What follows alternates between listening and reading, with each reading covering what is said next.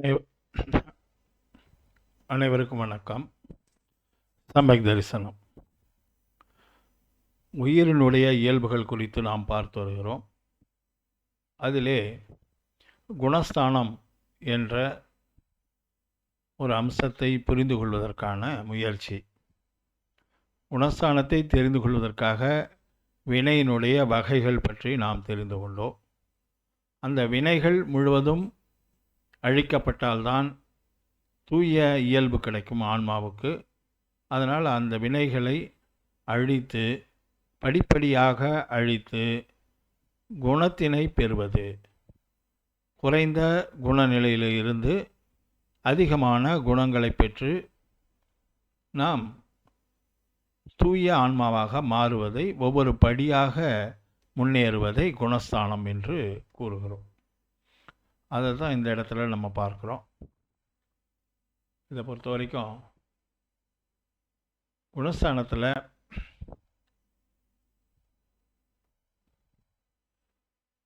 நாம் பார்த்தோம் 148 வினைகள் இருக்கின்றன என்று. அந்த வினைகள் எல்லாமே 5 விதமாக அதனுடைய வேலை இருக்கும். 5 விதமாக அது செயல்படும். அந்த செயல்படுவதை பாவம் என்று கூறுகிறோம். நம்ம எந்த பாவத்தில் இருக்கோ அந்த வினை அல்லது நாம், அந்த ஆன்மா எந்த பாவத்தில் இருக்கிறதோ அதற்கேற்ற வேலையை அந்த வினைகள் தரும். அது 5 விதமாக கூறப்பட்டு இருக்கிறது. உதயம் என்பதை ஔதாயிகம் என்று சமஸ்கிருதத்திலே சொல்வார்கள். ஔதாயிகம் அது என்னன்னு கேட்டால், ஒரு வினை நாம் ஏற்கனவே பார்த்தோம், ஸ்திதியில் இருக்கக்கூடிய அந்த வினை ஒரு காலத்துக்கு பிறகு பயன் தர துவங்கும். அந்த பயன் என்னென்றால், அதனால் இன்பம் வரலாம், இல்லை துன்பமாக இருக்கலாம், அல்லது ஒரு அறிவு விலகுவதாக இருக்கலாம், அறிவு மறைப்பானது விலகுவதாக இருக்கலாம். அதுபோல் விஷயங்களெல்லாம் அந்த விதையினுடைய உதயத்தால் வருகின்றன. அதை உதயம் என்று, வினை உதயம் என்று கூறுவார்கள். அதன் பிறகு அந்த ஏற்கனவே உபசமம் நம்ம பார்த்துருக்கோம்.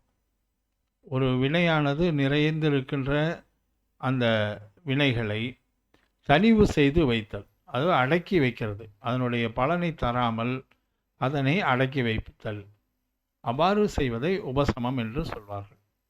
க்ஷயம் என்பது அழித்தல், அந்த வினையினை முழுவதுமாக அழித்து விடுதல். இந்த ரெண்டும் உபசமம் செய்து வைத்தலும், சில வினைகளை உபசமம், சில வினைகளை அழித்தல், இந்த ரெண்டும் கலந்திருக்கக்கூடிய நிலை க்ஷயோபசமம். இது நம்ம ஏற்கனவே உதாரணத்தோடு பார்த்தோம். ஒரு சேறு கலந்த தண்ணி அப்படியே வச்சுட்டா அடியில் அந்த அழுக்கெல்லாம் போய் நின்றுடும், மேலே தெளிவான நிலை இருக்கும். அது தனிவு நிலை உபசமம்.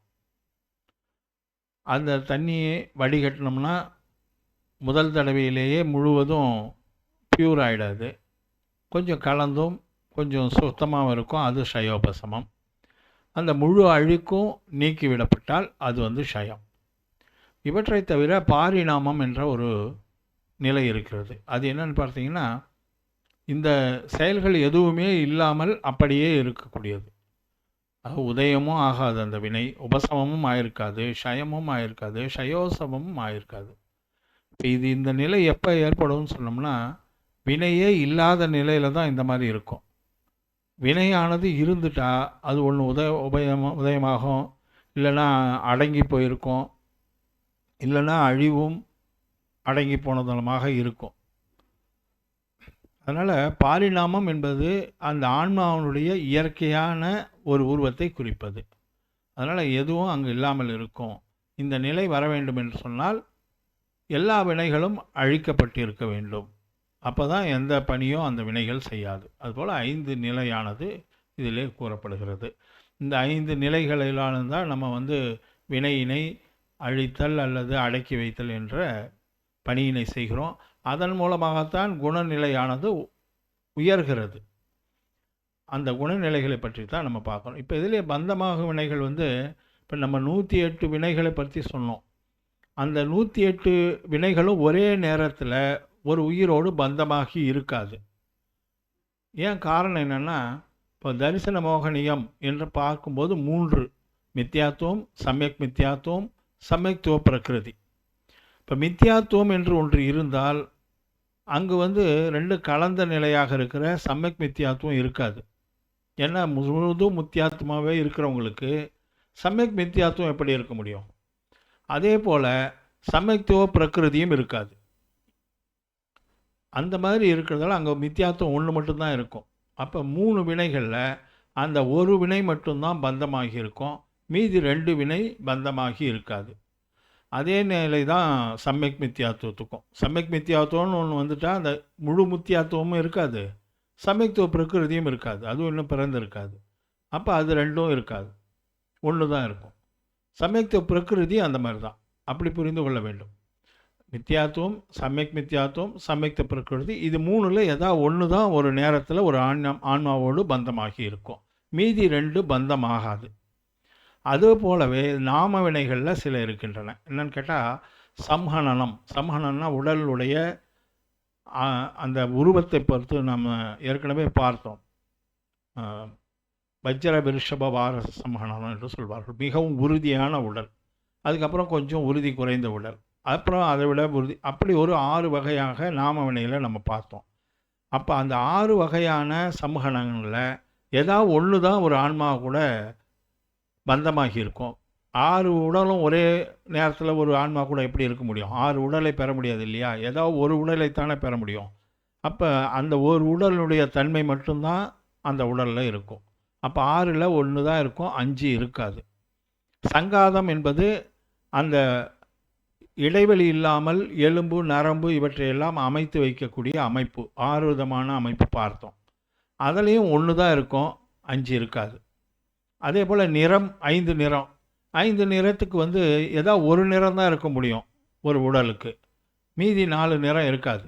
அப்போ 4 பந்தமாகாது. சுவையும் அதுபோல தான், ஒரு நேரத்தில் ஒரு சுவை தான் பந்தமாகும், மீதி 4 சுவைகள் பந்தமாக இருக்காது. அதே போல் நாற்றம், அது வாசனை, அது துர்கந்தமாகவோ அல்லது சுகந்தமாகவோ இருக்கும். ஏதாவது ஒன்று தான் இருக்கும், 2ல் 1 இருக்கும், 1 இருக்காது. ஸ்பரிசம் என்று சொன்னால் தொடு உணர்வு. தொடு உணர்வு 8ஆக பார்த்தோம். அந்த 8ல் ஒரு நேரத்தில் 1 தான் இருக்கும். ஒரு தொடு உணர்வு இருக்கும்போது இன்னொரு தொடு உணர்வு இருக்காது. அப்போ 1 தான் இருக்கும், 7 இருக்காது. இப்படி பார்த்தால் மொத்தமாக 28 வினைகள் அவ்வாறு இருக்கும். இல்லை 1 இருந்தால் மீதி இருக்காது, 1 இருந்துச்சுன்னா மீதி இருக்காதுன்றது 28 அந்த மாதிரி இருக்குது. அப்போ மொத்தம் 148 வினைகள் என்று சொன்னால் அந்த 28 போச்சுன்னா ஒரே நேரத்தில் ஒரு ஆன்மாவோடு பந்தமாகக்கூடிய வினைகள் 120. அதை நம்ம கணக்கெடுத்துக்கணும். 148 விளக்கினால்தான் நம்ம மோட்சத்துக்கு போக முடியும்னு சொன்னோம். அதில் ஏற்கனவே பந்தமாகாமல் 28 இருக்குது. அப்போ மீதி 120 தான் இருக்கும். அந்த 120ஐ விளக்கினால் நம்முடைய ஆன்மா தூய்மையானதாக மாறும். ஒரு கால்குலேஷன் தான் இதெல்லாம் பார்க்குறோம். இயற்கையிலேயே இவற்றை நீக்குவது என்பது அவ்வளவு எளிதானது அல்ல. அதை நம்ம புரிஞ்சுக்கணும் அந்த இடத்துல. இப்போ அதனுடைய நிலைகளை நம்ம பார்க்கலாம். இந்த ஆன்மாவை அதனுடைய தூய்மையை கெடுக்கக்கூடியவை சில விஷயங்கள். அதில் முக்கியமானவை ஆசை, விருப்பு, வெறுப்பு. அதாவது ராகம், துவேஷம், மோகம் என்று கூறுவார்கள். அதற்கு அடுத்ததாக அனந்தானுபந்தி, குரோதம், மானம், மாயை, லோபம். அனந்தானுபந்தி கஷாயங்கள். அனந்தானுபந்தி என்றால் கடுமையான, குரோதம் என்றால் கோபம், மானம் என்றால் அந்த செருக்கு, அந்த கர்வம், மாயை என்றால் வஞ்சகம் அல்லது கபடம், லோபம் என்றால் பொருள் ஆசை, பொருளுக்கு ஏங்குவது, அதுதான் லோபம். இவை கடுமையான கஷாயங்களாக இருந்தால் அவை ஆன்மாவை கெடுக்கும்.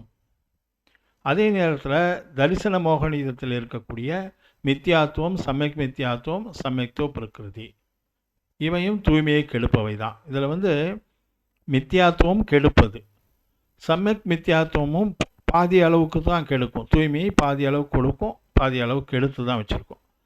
சமயத்துவ பிரகிருதின்னு இருக்கு இல்லைங்களா? அப்போ தூய்மை பெறுவதற்கு அந்த ஆன்மா ஆரம்பமாகி விட்டது. சமயத்துவ பிரகிருதின்றது வந்துடுச்சுன்னா துவக்க நிலை. அந்த துவக்க நிலையை அதிகப்படுத்தணும். அதனால தான் அதையும் போக்க வேண்டும் என்று சொல்வதற்கு காரணம், அந்த பிறந்த நிலையிலேயே இருக்கக்கூடாது, அந்த சமயத்துவம் அதிகப்படுத்தப்பட வேண்டும். அப்போ இத்தனை அம்சங்கள் ஒரு ஆன்மாவை அதனுடைய தூய்மையை கெடுப்பவையாக இருக்கின்றன. இவற்றைத்தான் முதலிலே நாம் நீக்க வேண்டும் என்று அதை தெரிந்து கொள்வதற்காகத்தான். இதை நீக்கிட்டா மீதியெல்லாம் அதன் பிறகு அதனுடைய பாவனையின் மூலமாக தூய்மை அடைய துவங்கிவிடும். இது ஒரு முதல் துவக்கமாக இருப்பது. எப்பயுமே ஒரு வேலையை துவங்குவது தான் கஷ்டம். அதை பழக்கம் இல்லாமல் இருக்கும், அதனுடைய விஷயம் தெரியாமல் இருக்கும், அது கடுமையாக இருக்கும். அதை தெரிந்து கொள்ளாத நேரத்தினால் அந்த ஒரு வேலையை துவக்குவது தான் சிரமம்.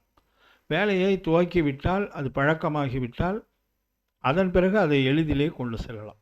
அப்போ ஆன்மாவுடைய தூய்மையை ஆரம்பிப்பது மிகவும் கஷ்டமான ஒரு விஷயம். அதை தூய்மையை கெடுத்திருக்கின்ற இந்த விஷயங்களை எல்லாம் நாம் படிப்படியாக நீக்க வேண்டும் என்பதற்காகத்தான் இந்த ஒரு அம்சமானது சேர்க்கப்பட்டிருக்கிறது. இப்போ இதில் பார்த்தீங்கன்னா இனிமேல் தான் குணஸ்தானமானது ஆரம்பிக்கும். ஒரு ஆன்மா மிகவும் கீழ்நிலையில் இருந்து மிகவும் உத்தமமான நிலைக்கு உயருகின்றதில் 14 படிகள் இருக்கின்றன. அந்த 14 படிகளைத்தான் நாம் குணஸ்தானம் என்று கூறுகிறோம். அதில் முதல் இது மித்யாத்துவம். மித்யாத்துவம் என்று சொன்னால் தத்துவங்கள் மீதான நம்பிக்கை இல்லாமல் இருத்தல், தவறான தேவகுரு சாஸ்திரங்களை நம்புவது. ஏற்கனவே நாம் அதை பார்த்தோம். நம்ம அருங்கலட்சியப்பை பார்க்கும் பொழுது இந்த தேவகுரு சாஸ்திரம் எது சரியானது, எதை நாம் வணங்க வேண்டும் என்றெல்லாம் நாம் விளக்கமாக பார்த்தோம். அதனால் அந்த தத்துவங்கள் என்று சொல்லப்படுகின்ற 7 வித தத்துவங்கள், ஜீவன், அஜீவன், ஆசிரவம், பந்தம், சம்மரை, நிர்ஜரை மற்றும் மோட்சம், இவை 7 தத்துவங்கள். அதாவது உயிர், உயிரல்லவை, ஊற்று, செரிப்பு, கட்டு, நிர்ஜரை என்பது உதிர்ப்பு, அதன் பிறகு மோட்சம் என்பது வீடு. இந்த 7 தான் இருக்குது. அதைத்தான் நாம் செய்ய வேண்டும். சிலதை செய்ய வேண்டும், சிலதை செய்யக்கூடாது. ஆனால் இவைதான் தத்துவங்கள். இந்த 7 தத்துவங்கள் என்ற அந்த நம்பிக்கை, இவைதான் உண்மை தத்துவங்கள், உலகத்திலே இவற்றை தவிர வேறு தத்துவங்கள் இல்லை என்று நாம் நம்ப வேண்டும்.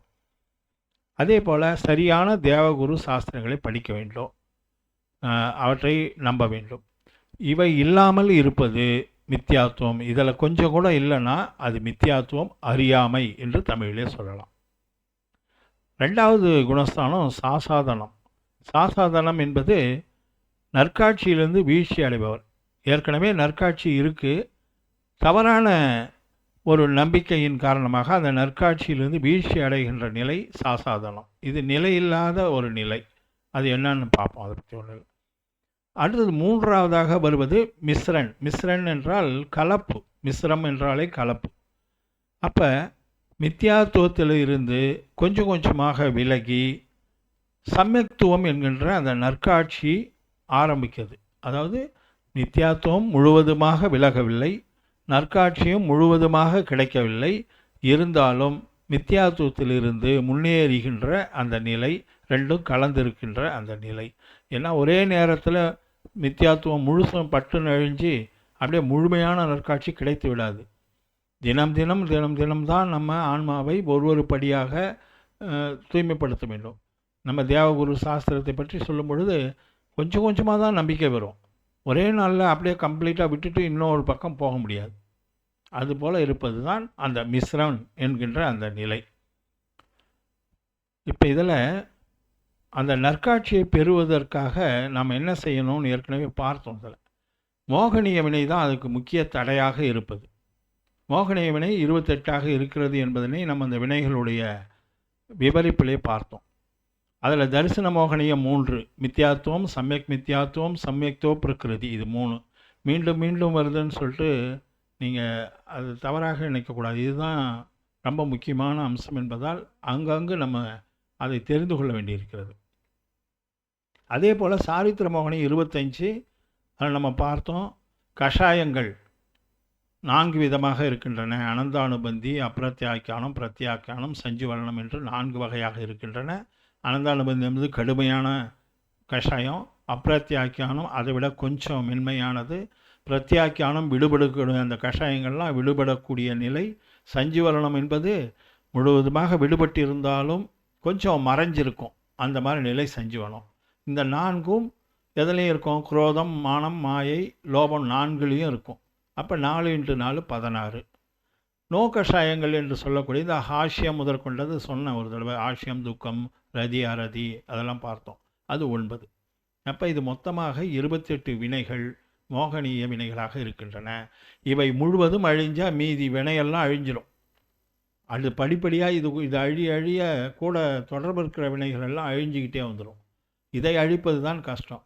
அதை முதல் நிலையில் அழிக்க முடியாது. முதல் நிலையில் நம்ம எதை அழிக்க முடியும் அல்லது தணிக்க முடியும் என்றால், தரிசன மோகனத்தினுடைய 3 மித்யாத்துவம், சமயக் மித்யாத்துவம், சமயக் பிரகிருதி. தரிசன மோகனத்தினுடைய அனந்தானுபந்தி கஷாயங்கள் 4: குரோதம், மானம், மாயை, லோபம். இவற்றைத்தான் முதலிலே அழிக்க வேண்டும். இவற்றை முதலிலே நாம் அழித்தால் அல்லது தணிவு செய்து வைத்தால் நற்காட்சி பிறக்கும். இந்த 7 பிரகிருதிகளை, 7 வினைத்தொகைகளை நாம் அடக்கி வைத்தாலோ அல்லது முழுவதுமாக அழித்தாலோ நற்காட்சி கிடைத்துவிடும். நற்காட்சி என்பது கிடைத்துவிட்டால் மீதி எல்லாவற்றையும் எளிதிலே நாம் ஆன்மா சம்பாதித்து கொள்ளும். மீதி எல்லாத்தையும் தானாக விளக்க ஆரம்பித்து விடும். ஆனால் இந்த நிலை வருவது தான் கஷ்டமான நிலை. இந்த நிலையில் நம்ம எல்லாரும் இருக்கிறோம்னா அதில் இருக்கிறதுக்கு அரிது. நம்ம எல்லாரையுமே சேர்த்து சொல்லலாம். இந்த 7 பிரகிருதிகளை முழுவதுமாக தணிவு செய்து வைத்திருக்கிறோமா அல்லது அழித்து வைத்திருக்கிறோமா என்று நாம் சிந்தனை பார்த்தா அது நிச்சயமாக நம்மில் 100% இருக்க வாய்ப்பு இல்லை என்பது தான் நிதர்சனமான உண்மை. அதை நம்ம தெரிஞ்சுக்கணும். ரொம்ப அவசியமான ஒரு விஷயம். அதனால் இதை சப்த பிரகிருதிகள் என்று சொல்வார்கள். 7 என்பது சப்த என்று சொல்வது உண்டு. அதை தான் 7 பிரகிருதிகள். இவற்றினை தணிவு செய்து வைத்தால்தான் அந்த சமயத்துவம் பிறக்கும். நம்ம இங்கே மிஸ்ரம் பார்த்தோம். மிஸ்ரன் என்பது கலப்பாக இருப்பது. அந்த கலப்பிலிருந்து முழு நற்காட்சி வரணும்னா இந்த 7 பிரகிருதிகளை நாம் தணிவு செய்து வைக்க வேண்டும். அல்லது அழித்தால் ரொம்ப விசேஷம், தணிவு செய்தாவது வைக்கணும். வச்சாதான் நற்காட்சி கிடைக்கும். அது உபசமம் செய்து வைத்தால் அடக்கி வைக்க வேண்டும். அதுதான் இந்த இடத்துல நற்காட்சியை கொடுக்கக்கூடியதாக இருக்கிறது. அந்த நற்காட்சியினுடைய நிலைதான் அவிரதன் என்கின்ற இந்த 4வது நிலை. 4வது நிலை என்ன? நற்காட்சி உடையவர் ஆனால் விரதம் இல்லாதவர். இப்போ இந்த நற்காட்சியில் இருப்பவர்களுக்கு அனந்தானுபந்தி கஷாயத்தில் 4 அடக்கி வச்சாதானே, தணிவு செய்து வைத்தால் தான் இது கிடைக்கும்னு நம்ம சொல்லிட்டோம். அவ்வாறு தணிவு செய்து வைத்த நிலையில் அந்த அனந்தானுபந்தி கஷாயங்களில் ஏதாவது ஒன்று உதயமானால், அனந்தானுபந்தி குரோதம், அனந்தானுபந்தி மானம், அனந்தானுபந்தி மாயை, அனந்தானுபந்தி லோபம், இதில் ஏதாவது ஒன்று உதயமாகிவிட்டால் அவருடைய நற்காட்சியானது போய்விடும். அது இழிவடைந்து விடும்.